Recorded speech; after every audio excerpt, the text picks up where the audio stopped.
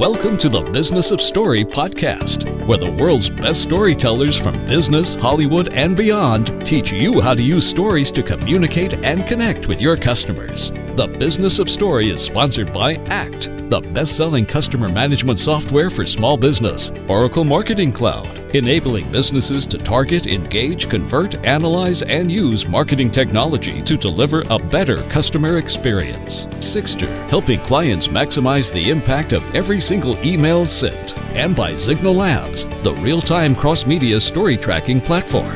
Here's your host, Park Howell from Park & Co. And today's special Business of Story guest. Would you have the guts to leave a high-profile, high-paying CEO position for a major publisher and start your own business out of your own home in a whole new industry with absolutely no support staff at the age of 55?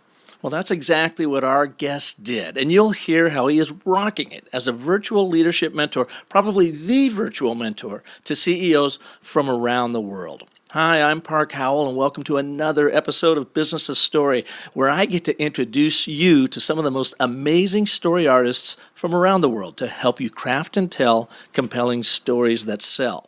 Now, since learning about today's guest a couple years ago, I've always had one question for him. I want to ask him, and I did today, why did you leave your cushy CEO position at 55 years old to start something completely new, and how scary was that? Well, you'll hear the whole story today as publishing magnate, best-selling author, and virtual mentor Michael Hyatt joins us on the Business of Story. Now, Michael started this company, just over 4 years ago and has created a multi-million-dollar organization providing events, online training, and practical tools for high achievers. Now, talking about a high achiever, how often do you leave at 55 and start something brand new and create the multi-million-dollar operation out of it?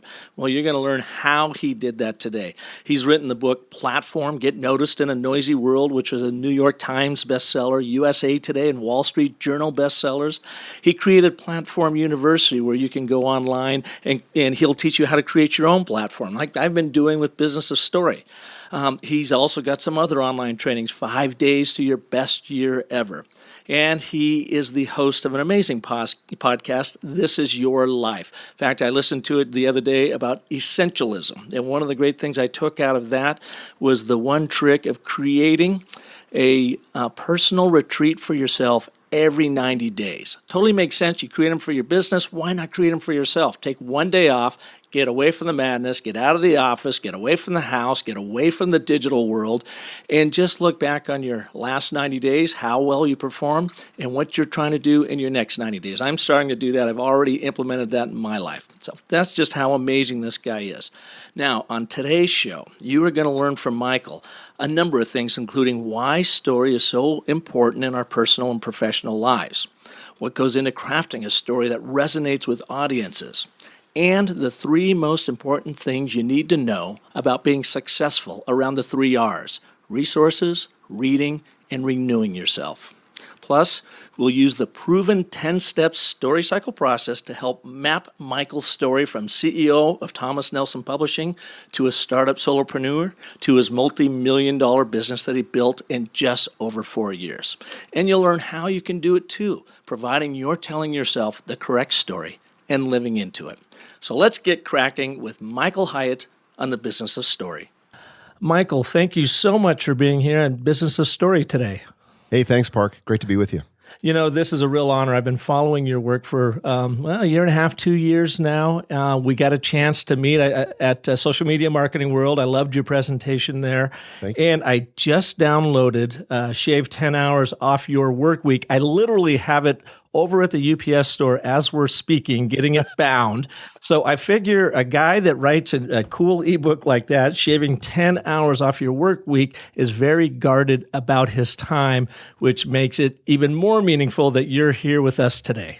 Oh, glad to do it. Glad you got that book too. Yeah, I'm looking forward to it because I'm like probably so many of your customers.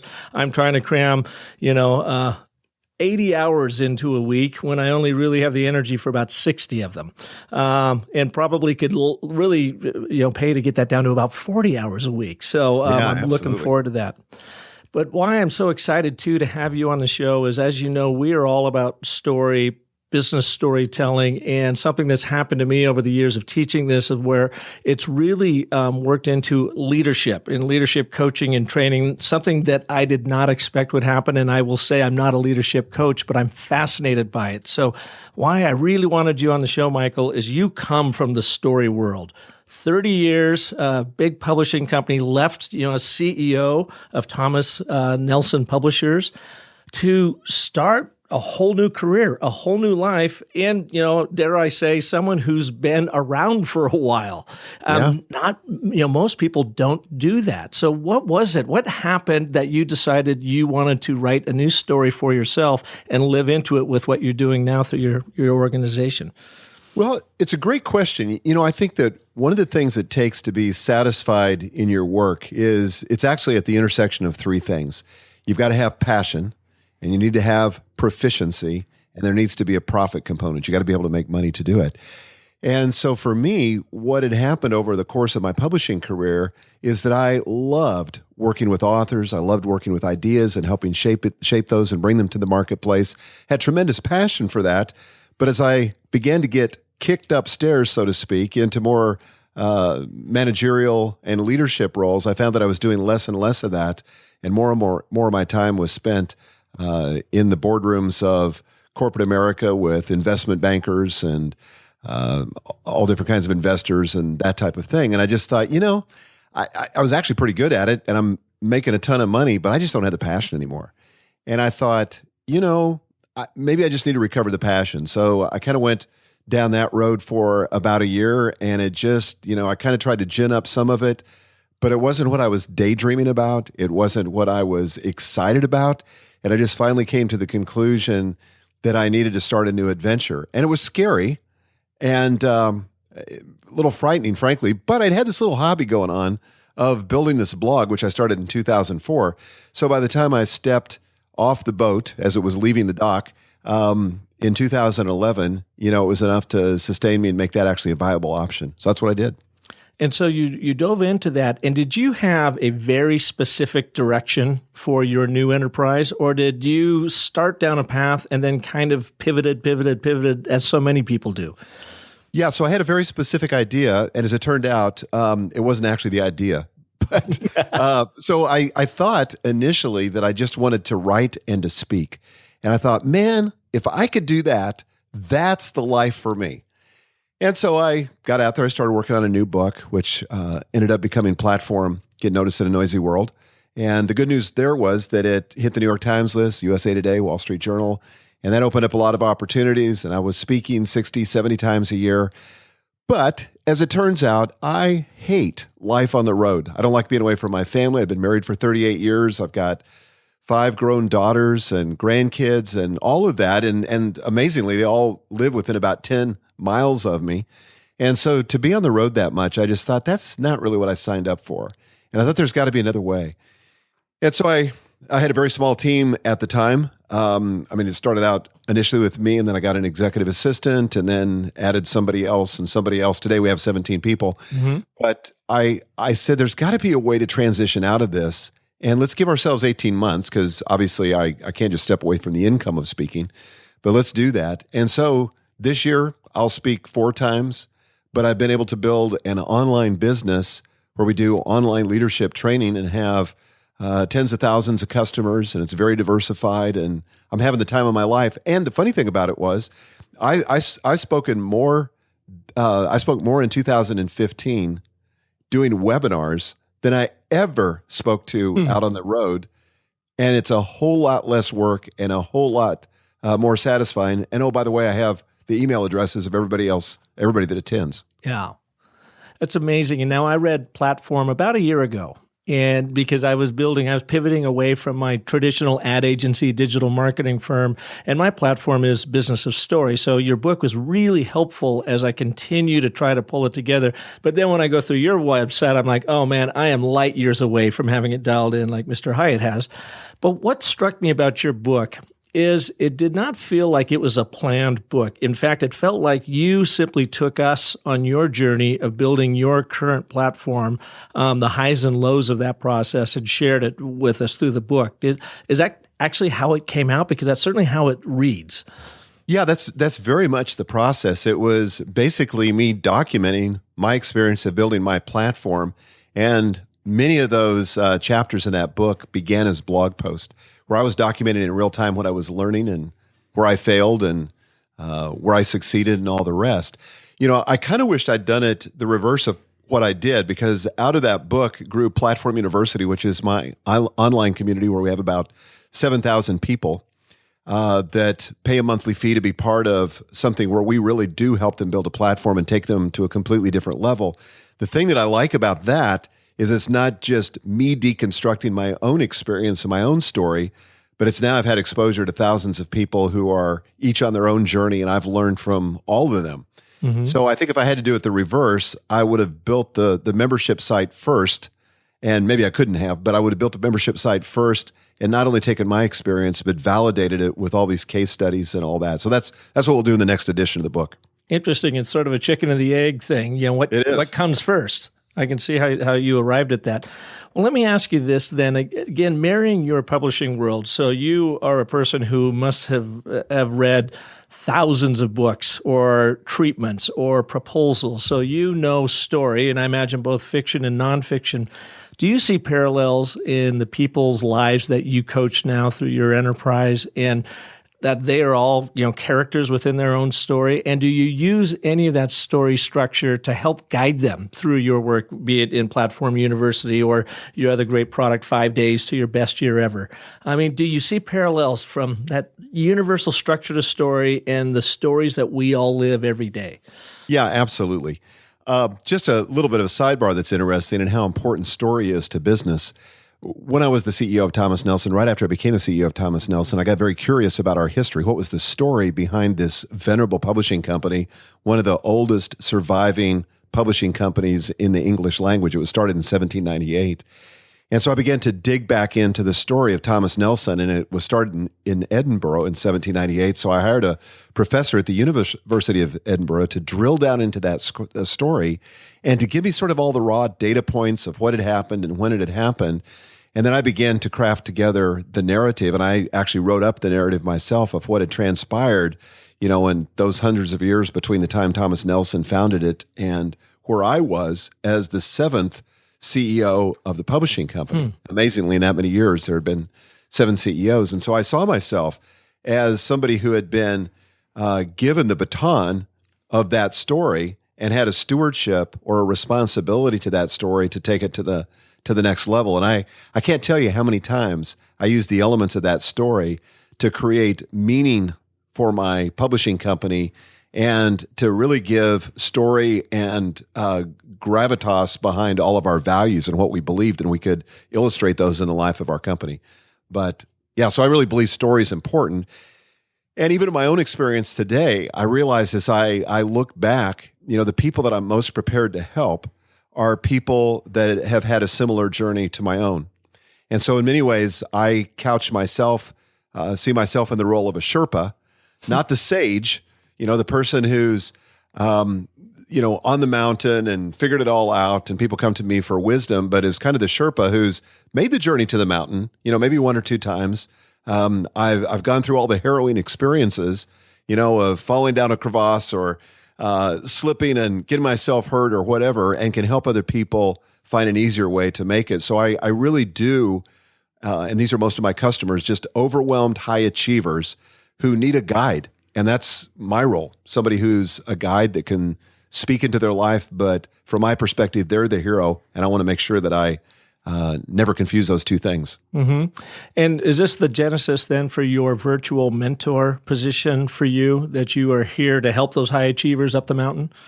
Yeah, it is. I mean, one of the things that I used to hear all the time, I still hear this, but I used to hear all the time was people would say, write into me and say, hey, I'd love to get together for coffee with you and just pick your brain, or I need a mentor and there's just nobody that seems to be able to help me. And I thought back over my own experience and I thought, wow, I did have a few mentors here and there, nothing formal, but what I would have given to have had that kind of relationship. And then people started saying to me, you're my virtual mentor. And at first I kind of pushed back against that. It felt kind of grandiose to claim that for myself. If people wanted to say that about me, it's one thing.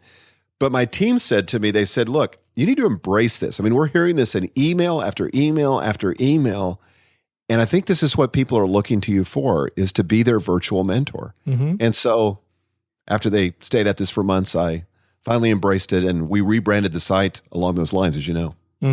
Well, it makes complete sense. Our process is a 10-step story process we call the story cycle, and chapter 6 is literally called Enter the Mentor.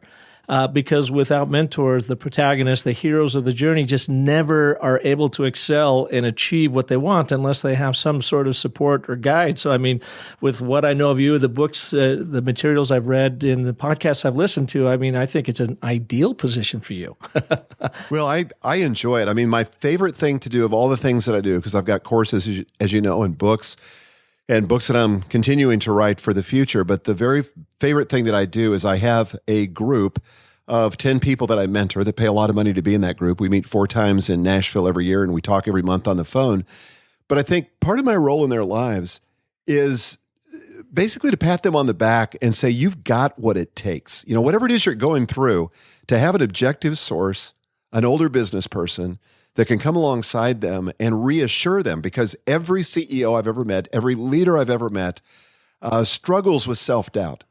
And I can't tell you how many times I've spoken publicly at a conference for a group of CEOs, and I've said, how many of you lay awake at night thinking that it's just a matter of time before the people that you're leading figure out that you don't know what the heck you're doing? And I mean, every hand in the room goes up, you know, because when people are honest, that's how they feel. And so to have somebody that can kind of stand outside, who has some perspective, and to assure them that they've got what it takes, and to give them the guidance, just somebody to bounce, you know, ideas off of and help them figure stuff out, you know, I think is a gift that I wished I'd had more of as I was coming up through the ranks, but I feel like that's my greatest contribution. And does this reach way back to that earlier work at Thomas Nelson that you were talking about that you really enjoyed before you started going up the ladder? I mean, it sounds like you were mentoring within that position to start with. Yeah, very much so. In those situations, I always thought of myself as kind of a literary midwife. You know, I was helping authors give birth to their ideas. And I loved that very much, because I think that, and it's true, you know, I've got a coach, and when I'm needing help and trying to sort through some complex business problem, it's just helpful to have somebody else that can ask the right questions. And usually I have the resources within myself to come up with the right answer. I just need somebody that can help me excavate, you know, that story that's somewhere deep in my heart. And that's what I was able to do at Thomas Nelson, and that's what I'm able, I think, to continue to do in my role now. Well, that leads me to my next question, and I love that idea of excavating the story within. From, again, your years in publishing and looking at all of these and judging, having to predict the winners and the losers of stories coming through, parallels with stories that you see there and the stories of the lives people are leading now. I mean, what goes into, number one, crafting a story that's going to resonate with audiences, and how does that parallel with high achievers that are on their own journey, and what can they learn from that so that they can kind of pay attention to how they're crafting and living into their own stories? Yeah, it's a great question. I've never actually thought about it, but let me just see if I can take a stab at it. I think much of what makes for a successful story is that the person who's on the receiving end has got to be able to see themselves in that story, so that they're not simply reading a story about somebody else, but it becomes, in a very universal and a very global way, their story. I think that's what makes the best movies work, the best hit TV series, the best novels, even just the best business stories.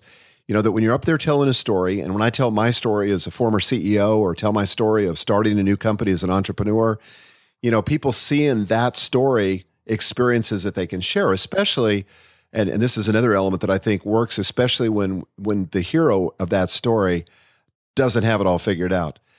And I remember years ago reading a book called How to Write Best-Selling Fiction. And basically the story was, or the book was, he said, you've got to get the protagonist in trouble fast, and then it's got to get worse before it gets better. And I think that's really true. You know, if all we do as leaders or in business context, all we do is tell all of our success stories, people don't connect with that. You know, where people really connect is when we're open and vulnerable and authentic and share the failures, the struggles, as well as the success. I'm not saying you have to steer, totally away from that, but it's a lot more meaningful when the audience feels some empathy for the character.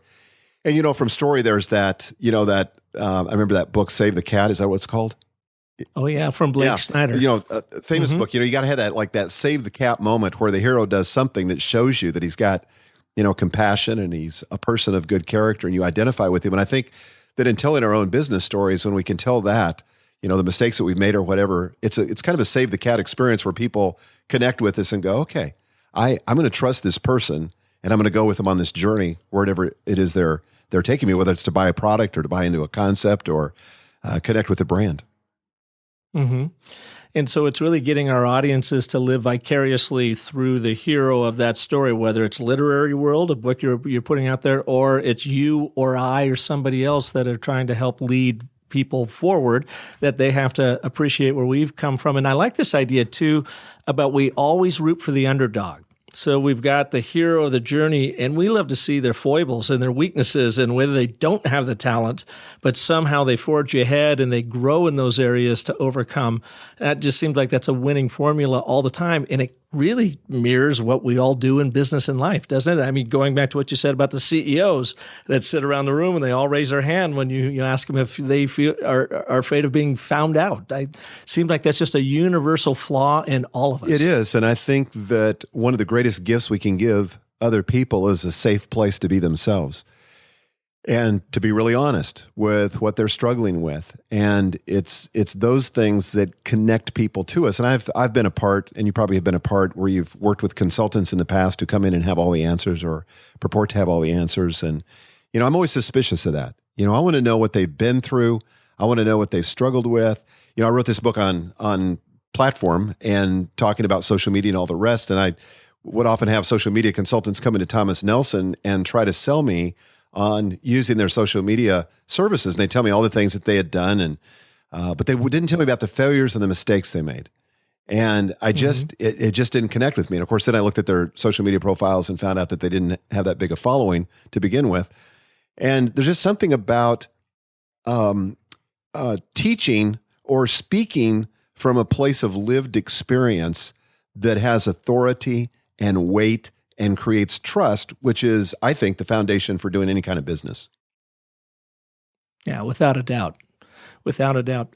We need to take a break here for a minute, Michael, and thank our wonderful sponsors and let them share their stories. And when we come back, I wonder if you would indulge me. Would you allow me to take you through the story cycle using your story? And I'll just take you chapter by chapter and ask you about your story, especially as you have launched into your new venture over the past 4 or 5 years. I think it would be fascinating to see how the hero of this journey, you went from a very successful career in publishing to essentially starting all over again. I'd love that. If that works for you, I'd love to do that for our listeners. Great. We'll be back right after this. Hey, if you like what you're hearing here on Business A Story, then you are going to love Definitive, the email from Convince and Convert that many marketers say is the most useful resource around. Each day, the team at Convince and Convert picks a topic and sends you the 3 best resources ever created about that topic. It's topical, it's timely, it's useful, so go to definitivedigest.com and subscribe for free right now. Hey, I've got a question for you. What's the best call to action button color on your website? Yeah, you probably didn't see that one coming, did you? Well, what's the best shape and sizes of your CTA buttons? And what copy gets more clicks? These questions have interrupted my sleep patterns for weeks now, until I downloaded a helpful new email marketing guide from Emma called Why We Click: The Psychology Behind a Great Call to Action. You'll learn how applying just a little bit of brain science can transform your CTA buttons into small but mighty conversion powerhouses. It covers the button color, copy, and placement that helps skyrocket click rates. Check it out at myemma.com/click. Emma helps marketers everywhere send smart, stylish email newsletters, promotions, and automated campaigns, and to help us all rest a little easier knowing our email marketing is doing its job. So check out their new publication at myemma.com/click. Welcome back to Business of Story and our amazing guest today, Michael Hyatt. He has been around the publishing industry for many decades. He is a New York Times bestseller, more than just New York Times, I think, too. USA Today, Wall Street Journal has an amazing book out called Platform that I've read that's been very helpful for me in building out my Business of Story platform. I still have a long way to go, but I've used that as a guide. And I know, Michael, you're coming out with a new book here pretty soon, Living Forward. Yeah, it actually is already out. Yep, Oh, it hit the Wall Street Journal bestseller list, Publishers Weekly, and USA Today. So yeah, it's been out now for about 60 days. Oh, great. Well, congratulations on that. I'll have to put that into my library. So again, one of the things that has just been fascinating to me is your career and life trajectory. So if we can, let's go through this 10-step story cycle process. What I'm trying to do is demonstrate how this universal structure to story plays in all of our lives. And I think we'll see how it plays out in your life. So the backstory, chapter 1, I think we've pretty much covered it. And I would say that's, about your work with Thomas Nelson Publishers. And you left about 4 years ago to start your new program? 5 years ago, just a little over 5 years ago. 5 years ago. Okay, so in chapter 2, who's your hero? Well, in this case, you are our hero. You are the center of our story, and what we would like to hear from you are, what are your strengths? And as you pointed out a little bit earlier, what are some of your weaknesses that when you stepped out into this realm, you weren't really sure if you could pull it off or not? What were some of the things you had to overcome, internally to make that happen? Yeah, so I think some of my strengths are that I have the ability to envision a better future. I have the ability to enroll people in that vision and lead them there, and to give them, some context for how their own story could fit into a larger story and they could be part of a bigger purpose. What I had to overcome was what so many entrepreneurs have to overcome, and that is just fear. The fear that, yes, I was successful as the CEO in a publishing company and an editor before that and a marketing director before that and all that.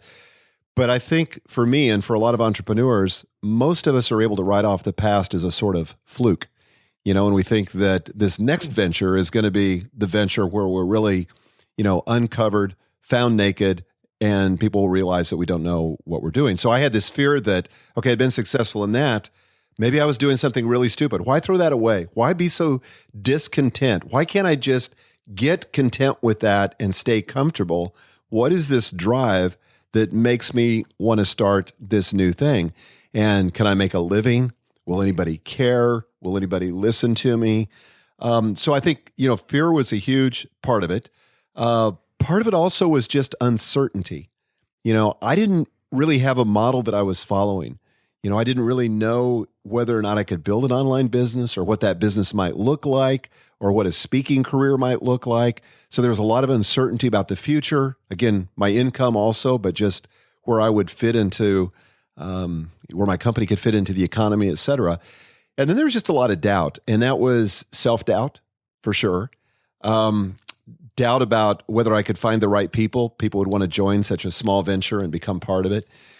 And incidentally, today I have, I think, the most amazing team that I've ever worked with. But at the beginning, fear, uncertainty, and doubt were the three biggies that I struggled with. And that sounds pretty universal, and I imagine that's a lot of the coaching you do with your folks too, is just to get them over that fear, uncertainty, and doubt. And I know you covered it today in your webinar too about publishing. Yes. Okay. So you've jumped into this new venture and you're there all by yourself. Chapter 3, what's at stake? And this is really important because without stakes, we have no story. So something was definitely at stake, both winning by doing this, but also there are stakes that you could lose in this process. When you were making that decision to move into this, what was at stake in your mind? Yeah, well, I think, in many ways, my reputation was at stake. By this time, I had a pretty high profile, at least in the circles I was running in. And a lot of people, no doubt, they never really voiced it to me, probably thought I was crazy. What's he thinking? I mean, I was 55 years old when I left that position. I'm 60 today. But, there was my reputation that was at stake. There was my livelihood that was at stake. It was my own sense of meaning. Could I find again that passion that I'd lost? or was I on sort of this Don Quixote kind of, journey that was going to lead nowhere? And yeah, so I thought, it felt dangerous to me. It felt like I really could fail at this, and people might laugh. I may go broke. A lot of things could happen, none of which were good.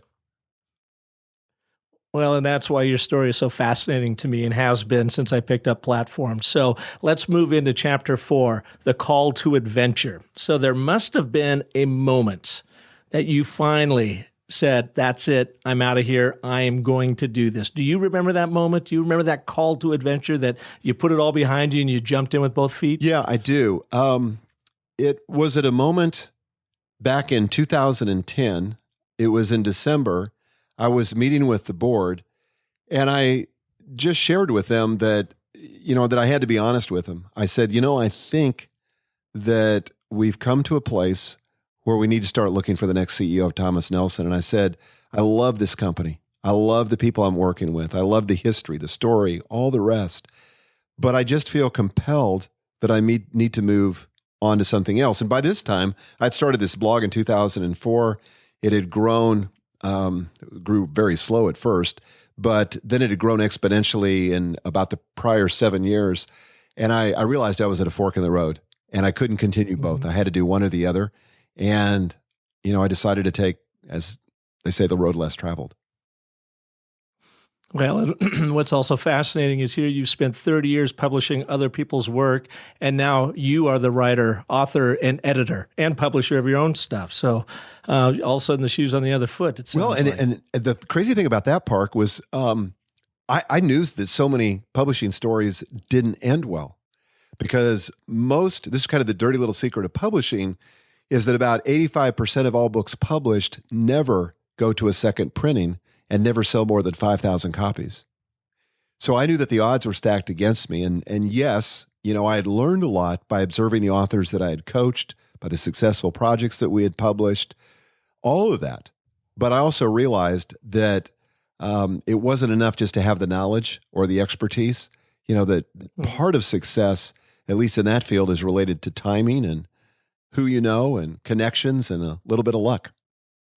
And so now, knowing all of that, you jump out in this new wild world of building your own thing by yourself. So you don't have the big power of the corporation behind you. You don't have the assistants. I imagine you're probably working maybe out of home or some small office somewhere. And that leads us in then to the next chapter, chapter 5, and I call it Villains, Fog, and Crevasses. The obstacles and antagonists that you had to overcome. Now, villains are suggestive of literally the people that are trying to stand in your way. It could be competition. It even could be loved ones that are saying, what are you doing? They don't mean to be villains, but they're asking that question. The fog is you don't know what you don't know. So you're jumping in with a lot of faith and a lot of belief this is going to happen, but you're going to kind of have to invent it, fake it as you make it as you go. And then, of course, the crevasses are what were the gaps? What were like, oh my God, I've got to get over this and over this and over this if I even hope to be successful. So what were your villains, fog, and crevasses? Well, I don't know that I had any villains. I was fortunate. I've been married for 38 years now to Gail, and Gail is like my own personal cheerleader. She's on the Strength Finders. Her number one strength is positivity. So she's the kind of person, perfect, that sees the proverbial room full of manure and says, there's got to be a pony in here somewhere. So she's very positive, and she was like rooting for me and cheering for me. My kids were the same way.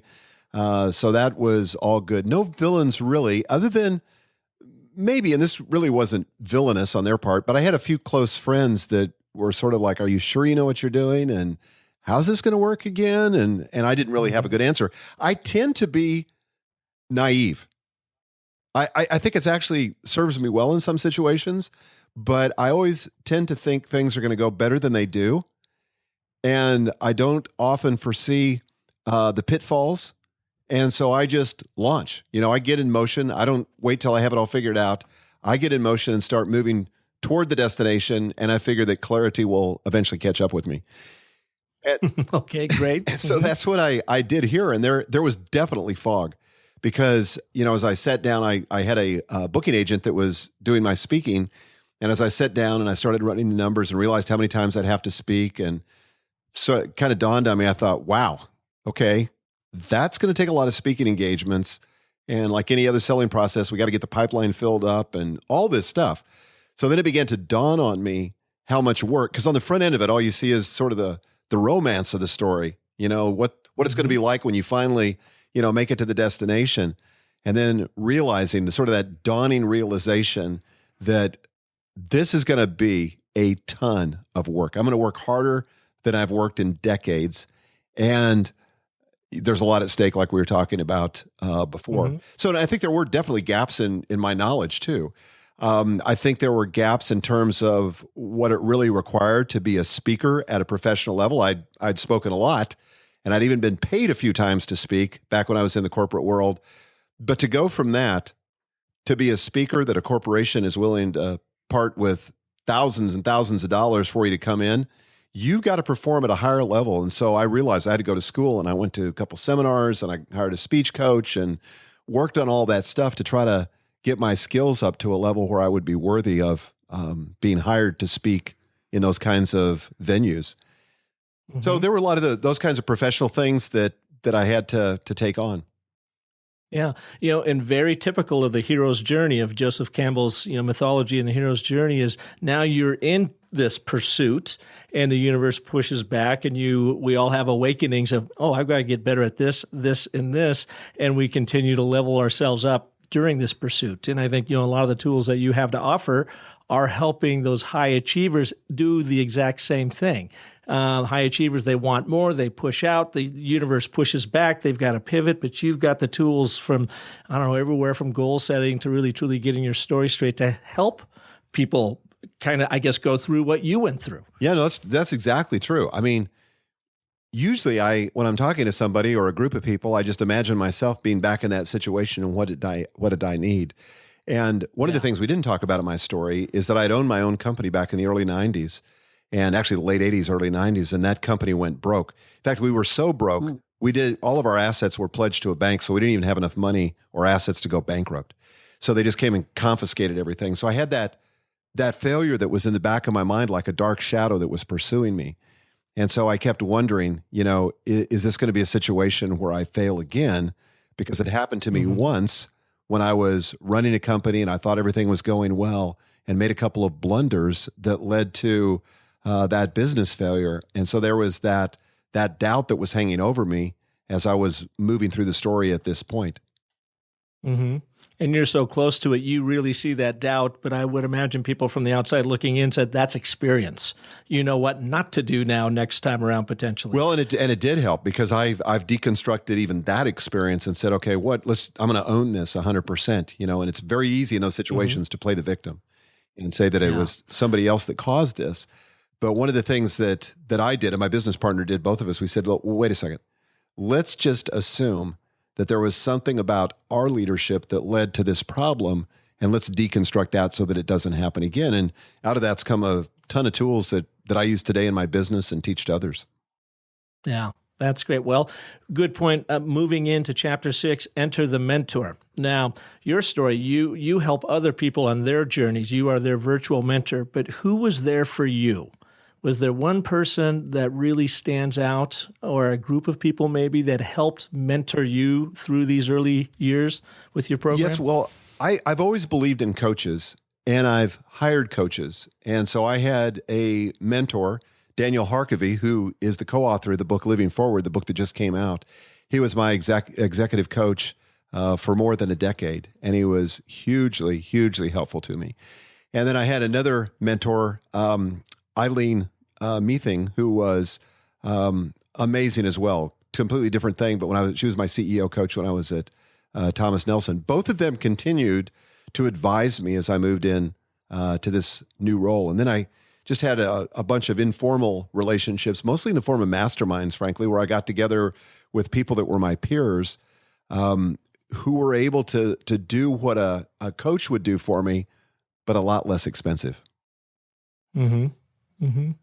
So over the last 5 years, moving into chapter 7 here of the Road of Trials, you started off with a blog, and then you have really expanded your empire, if you will, beyond that. So very quickly over the last 5 years, can you kind of plot what your course was from one, program project to the next? Yeah. So what I did was I dug deep into my own experience and said, what do I know? And so what I do know is publishing. And so I created my very first product as I left Thomas Nelson called Get Published. And that's related to the webinar that you attended this morning.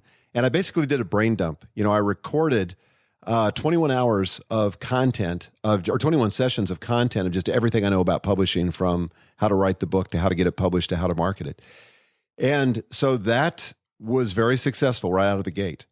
And, then when the book Platform was published, out of that, a few months later, we developed Platform University, which is my membership site, because I kept getting all this email from people who were saying, okay, I've read the book, now what?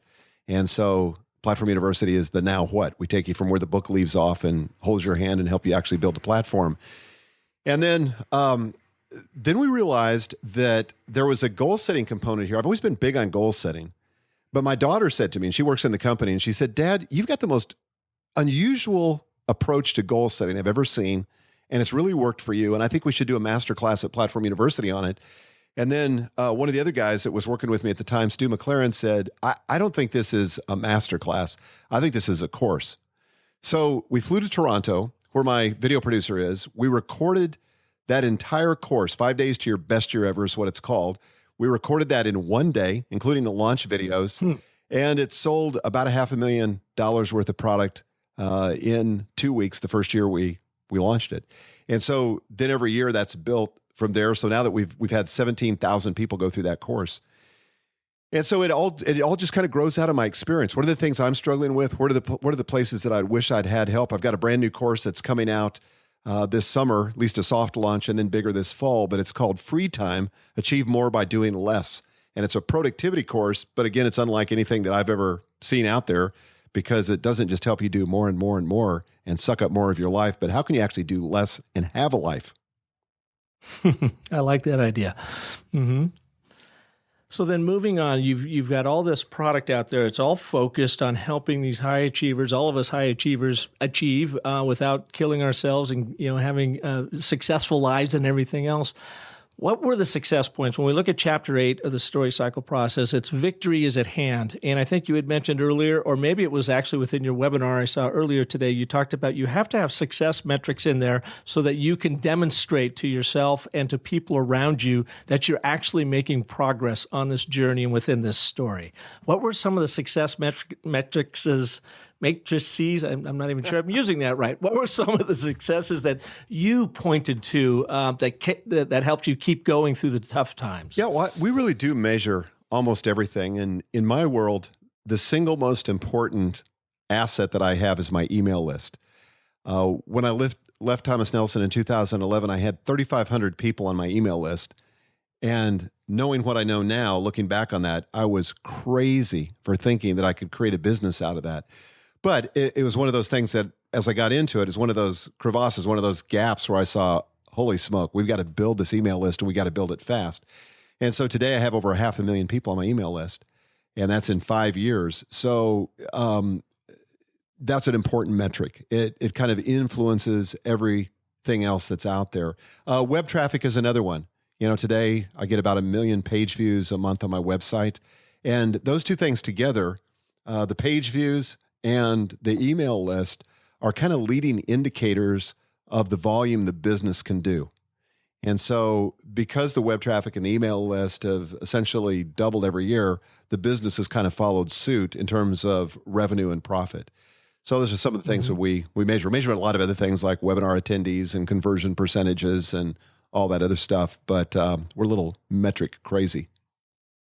And I know you do an awful lot of research on your folks too, right? We do. You talked about that social media marketing world a little bit. Yeah, we do customer surveys every year. We feel like that's so critical, because if we're going to serve the people that we're called to serve, and if we're going to be the guide, if I'm going to be the guide in the lives of these people that are heroes in their own story, then I've got to know some things about them. And I really have to know two things psychographically.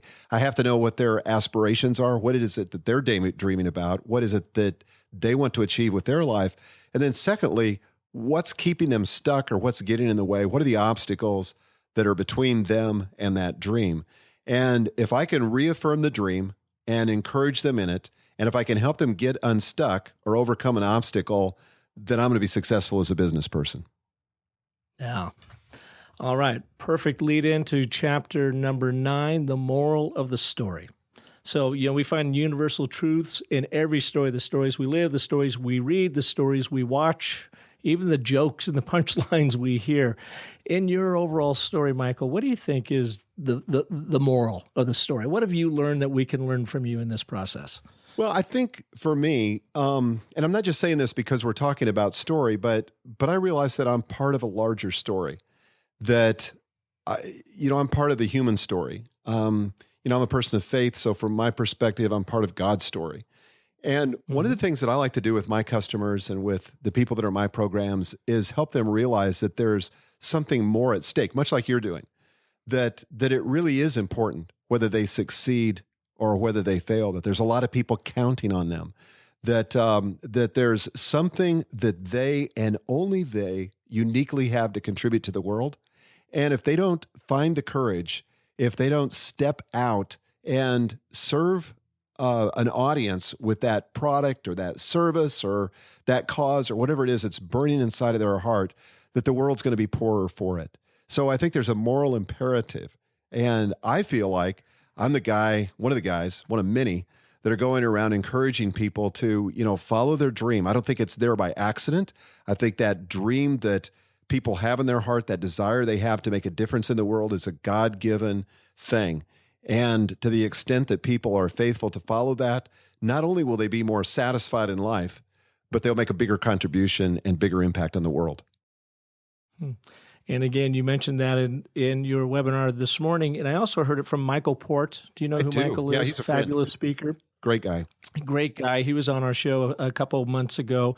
And in his book, he said the same thing that you said, and I'm so glad to hear it coming from authority figures like you two, when you said, look you may not be somebody right now, or you may not feel like you're somebody or have something to say, but you really do. And it's truly your duty to get that out in the world, because you do have a unique position, and it could be a position on something that we are all talking about. Chances are it's on something that we're all talking about or dealing with, but you have a unique point of view, and it is worth being heard, and you need to honor that. If it's writing a book, doing a podcast, doing a blog, whatever that is. And I really like hearing that coming from folks like you and Michael, because I just think that helps the rest of us out there say, you know what? I do have something important to say and share. Well, and for me, that's the most satisfying thing ever when I hear back from my students or mentees and they're able to finally realize that and connect with it and begin to see impact and just have a life that they couldn't have imagined a few short years ago. Yeah. Finally, chapter 10 of the story cycle, to be continued. What's next? Yeah. For you? Well, I tell you, and this is something I got from one of my current mentors and coaches, Dan Sullivan. Dan's 71 years old. He has a 25-year plan for his life. And That's awesome. I love that. And one of the things that Dan says, he'd be awesome to have on your show, by the way, but he's a guy that says, you've always got to have a bigger, better future. Otherwise, you're going to get stuck in the past and telling stories about how great it was back then. But the best stories are yet to be written. The best stories are in front of us. And so for me, I think the thing that I'm the most committed to right now more than anything is building my company and building into the lives of my teammates. Those people are more important than my customers. They're more important than anybody else out there in the world that we deal with, because they're the people that have the most proximity to me, the people that I can influence more than anybody else just because of the opportunity to be together. But that's where I'm living for right now and figuring out how can I help them be successful and get what they want out of life. Awesome. Well, I appreciate you indulging me and taking us through the story cycle for your own life, because it's a life that's very fascinating to me. I think my listeners will get a great deal out of that. Michael, thank you so much for being here. And before we go, could you share with our listeners 3 things that we can do right after listening to this that's going to get us on our road faster? I'm not sure I can come up with 3 things, but let me give you a couple things, and maybe this will, I'll think of these as we go. But here's one. And that is, if you're stuck in any area of your journey, I don't care if it's personal, maybe you don't have the marriage that you would like, or maybe you're not in the health that you would like to enjoy, or maybe you're stuck in your business. one of the most important things you can do is avail yourself of outside resources. Find a guide, find a book, find a podcast, find a mentor, hire a counselor, do something, but don't settle. You don't have to be stuck. Being stuck is a choice. I think the other thing I would say is, and this has been certainly true for my life and probably reflects my publishing history, but I think that if you're going to succeed, you've got to avail yourself of knowledge. And it's a little bit related to the first one, but you've got to read. I go to conferences every year, not as a speaker, but as a student and as an attendee, just so that I can ingest that content and help it shape my own thinking so that I'm continuing to grow and to develop. And then the third thing I would say is that, and this is related to my theory of productivity, and that is that it's not so much about managing time as it is managing your energy. And if you're going to go out on a great adventure, I don't care what it is, you've got to take care of yourself. You've got to be in the best shape possible. You've got to view yourself as an athlete. That involves getting enough sleep, eating the right foods, getting exercise, taking care of yourself, because if you're going to live into a big story, it's going to require a hero that's got the stamina to go the distance, because there are a lot of roadblocks and a lot of obstacles, and you want to be in the best shape you can to take those on. Fantastic. Michael, where can people learn more about you? The best place is at my website, my blog at michaelhyatt.com. There are links there to my podcast and all my products, but that's the best place. Awesome. I can't thank you enough for being here with us today at Business of Story. It's been truly an honor and a privilege, and I look forward to running into you at the next conference. Thanks, Park. That we're both Great at. to be with you. All right. Thank you all for listening to this edition of Business of Story. If you like what you're hearing, please go to iTunes and let us know about it. Give us your ranking and share it with your world. It helps get wonderful guests like Michael out around the airwaves. We really appreciate it. Join us next Monday when we will have another amazing story artist with us to help you learn how to craft and tell compelling stories that sell. So until then, have a wonderful life. Thanks for tuning in to The Business of Story. Don't forget there are terrific free storytelling resources for you at thebusinessofstory.com, where you'll also find the complete show archive. The Business of Story is sponsored by Oracle Marketing Cloud, Park & Co., Sixter, Zignal Labs, and ACT, and is produced by Convince and Convert Media. Find more great shows like The Business of Story at marketingpodcasts.com, the first search engine for marketing podcasts. Podcast imaging by AudioBag.com.